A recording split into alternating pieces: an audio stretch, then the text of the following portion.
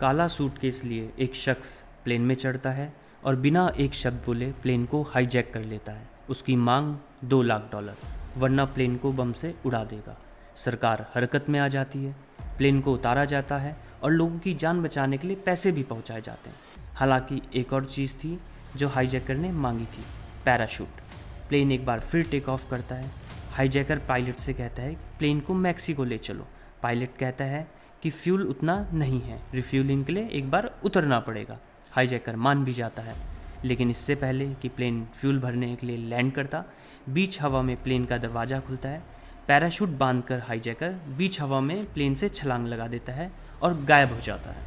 लगभग 50 साल की तहकीकात के बावजूद दुनिया के सबसे ताकतवर देश की एजेंसी के पास सिर्फ एक नाम बचता है, DB कूपर। आप देख रहे हैं जय भारत टॉक्स, जिसमें आज हम आपको सुनाएंगे कहानी अमेरिकी इतिहास की इकलौती हाईजैकिंग की जो आज तक नहीं सुलझ पाई। कहानी शुरू होती है 24 नवंबर 1971। अमेरिका के पोर्टलैंड शहर के एयरपोर्ट पर एक आदमी आता है और काउंटर से सिएटल जाने वाली फ़्लाइट का वो टिकट लेता है और अपना नाम बताता है, डैन कूपर।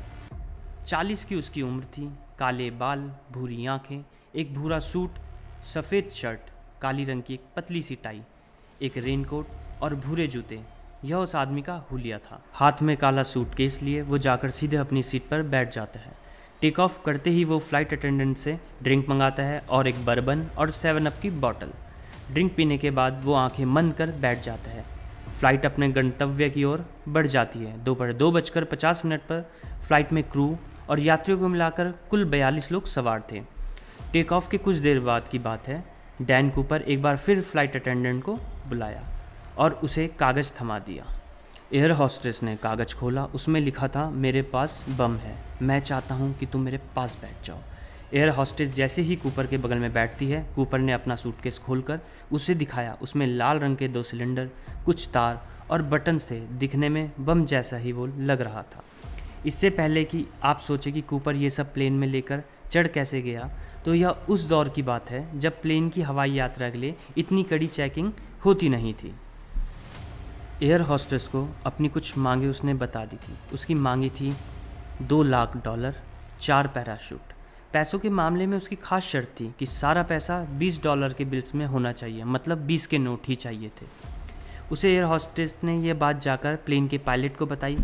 पायलट नहीं चाहता था कि कोई भी पैनिक हो, इसलिए बाकी यात्रियों को इसकी कोई भी खबर नहीं थी। FBI ने यात्रियों की जान बचाने के लिए कूपर को पैसे दिए, पैराशूट भी दिया और कूपर की मांग थी कि पूरा पैसा $20 के नोटों में आए और हर नोट का सीरियल नंबर L से शुरू हो। पैसे देने से पहले FBI ने सारे नंबर नोट करके रख लिए थे ताकि नोटों की शनाख्त कर बाद में हाईजैकर को पकड़ा जा सके। यह पैसा जैसे ही कूपर तक पहुंचा, वह सभी यात्रियों को छोड़ने के लिए राज़ी हो गया। यात्री विमान से उतरने लगे, हालांकि उन्हें अभी तक इस बात का इल्म नहीं था कि हाईजैकिंग हुई थी। यह बात उन्हें प्लेन से उतरने के बाद पता चली। दूसरी तरफ कूपर ने यात्रियों को छोड़ने के बाद पायलट से कहा कि वो प्लेन को एक बार फिर टेक ऑफ कराए। अब की बार उसके साथ फ़्लाइट में सिर्फ क्रू था। टेक ऑफ के बाद कूपर ने पायलट से प्लेन को मैक्सिको की तरफ ले जाने को कहा। पायलट ने उसे जवाब दिया कि प्लेन में इतना फ्यूल नहीं है। पायलट ने उसे समझाया कि बीच में एक बार फ्यूलिंग के लिए उतरना ही पड़ेगा और कूपर माना भी। पायलट उम्मीद में था कि रिफ्यूलिंग के लिए उतरते वक्त कूपर को शायद पकड़ लिया जाएगा, लेकिन कूपर का असली प्लान क्या था, इस बात से कूपर के अलावा सभी अनजान थे, क्रू भी, FBI भी। प्लेन को उड़ान भरे कुछ ही मिनट का वक्त बीता था कि कूपर ने एयर हॉस्टेस को एक बार फिर बुलाया और उससे कहा कि वह प्लेन से उतरने वाली सीढ़ी को खोल दे। एयर हॉस्टेस ने समझाया कि दरवाज़ा खोलते ही सब हवा के प्रेशर से बाहर खिंच जाएगा, लेकिन कूपर अपनी मांग पर अड़ा रहा। एयर हॉस्टेस ने कहा कि वह खुद को एक सीट से बांधना चाहती है ताकि वह प्लेन से बाहर ना चली जाए। तब कूपर ने कुछ सोचा और उसको कॉकपिट में अंदर जाने को कहा। इसके बाद उसने खुद प्लेन का दरवाज़ा खोला। टेल के पास वाला, बगल वाला नहीं, पैराशूट बांधकर वो प्लेन से छलांग लगा देता है। प्लेन का पूरा क्रू इस बात से अनजान था कि पीछे क्या हो रहा। बिन में उन्होंने कूपर को आवाज़ देकर 1-2 बार पूछने की कोशिश की, लेकिन कोई जवाब नहीं मिला। पायलट ने प्लेन को रीनू नाम की जगह पर लैंड कराया। और जैसे ही प्लेन लैंड हुआ सिक्योरिटी फोर्सेस ने प्लेन को घेर लिया। वो प्लेन के अंदर घुसे और उसकी पूरी चेकिंग की, लेकिन कूपर गायब था। साफ था कि कूपर बीच फ्लाइट पैराशूट पहनकर प्लेन से कूदा था, लेकिन वो गया कहाँ और वो था कौन? यह सारे सवाल अब जब जांच एजेंसियों के सामने थे।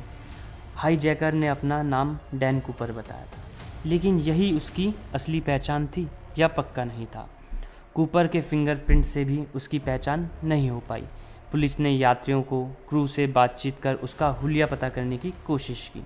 कुछ संदिग्ध लोगों से पूछताछ की। पूछताछ किए जाने वाले लोगों में से एक का नाम डीबी कूपर निकला, लेकिन डीबी कूपर असली अभियुक्त नहीं था, इसलिए पुलिस ने जल्दी उसे शक के घेरे से हटाया। लेकिन जब तक यह होता ये मामला बन गया हाई प्रोफाइल। प्रेस में इस केस से जुड़ी खबरें छपी और इसी सिलसिले में डीबी कूपर का नाम भी प्रेस में आया। डीबी कूपर डैन कूपर नहीं था, लेकिन प्रेस ने उसका नाम इतना उछाला, यहाँ से आगे यह केस डीबी कूपर केस के नाम से ही फेमस होता गया। छलांग लगाने का एरिया पहचान कर 50 किलोमीटर के एरिया में खोज शुरू की। दिनों तक खोज चलती भी रही, लेकिन कूपर का कुछ अता पता नहीं चला। उसके पैराशूट का भी कोई सुराग नहीं था। कूपर को पकड़ने के लिए एफबीआई ने एक सिमुलेशन भी करके देखा। एक 911 किलो का बक्सा हवा से फेंका, ठीक वैसे ही जैसे कूपर कूदा था। हालांकि इससे भी कोई मदद नहीं मिली। एफबीआई ने सारे तरीके आजमाए, स्केच बनवाए, लेकिन कोई तरकीब काम आ नहीं रही थी। अंत में एफबीआई के पास सिर्फ एक उम्मीद बची थी, वो पैसे जो फिरौती के रूप में कूपर को दिए थे, क्योंकि उन सभी नोटों का सीरियल नंबर एफबीआई के पास था। कहीं भी उन्हें खर्च किया जाता एफबीआई को पता चल जाता।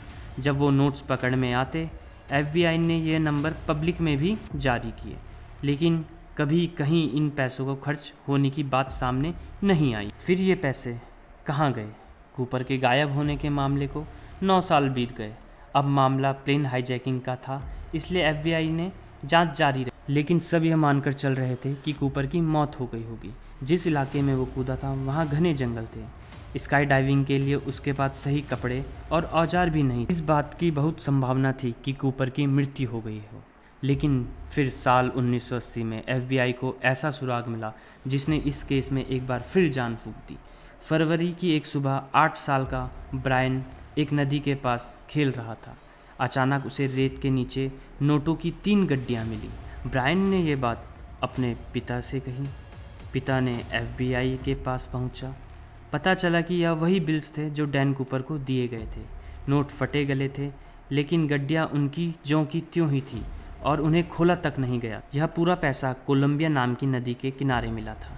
इसलिए थ्योरी बनी कि कूपर जहाँ कूदा वहाँ से बहते हुए या वे पैसे ब्रायन के पास पहुँचे होंगे। लेकिन फिर थोड़ी और तहकीकात की बात पता चला कि कोलंबिया नदी का बहाव उल्टी तरफ था, यानी जहाँ कूपर कूदा वहाँ से पैसे ब्रायन तक पहुँचने के लिए उन्हें उल्टी दिशा में बहना पड़ा। पुलिस ने सैकड़ों संदिग्धों से पूछताछ की, लेकिन डैन कूपर की पहचान नहीं हो पाई।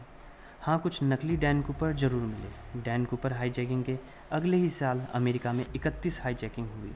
15 ऐसी जिसने डैन कूपर के माफिक अपने लिए पैराशूट मांगा। ये सभी लोग पकड़े गए, लेकिन डैन कूपर ओरिजिनल अभी तक नहीं पकड़ा गया। एफबीआई ने कुल 45 साल तक इस मामले की तहकीकात की, लेकिन डैन कूपर कौन था और वो कहाँ गया, इसका पता नहीं चला।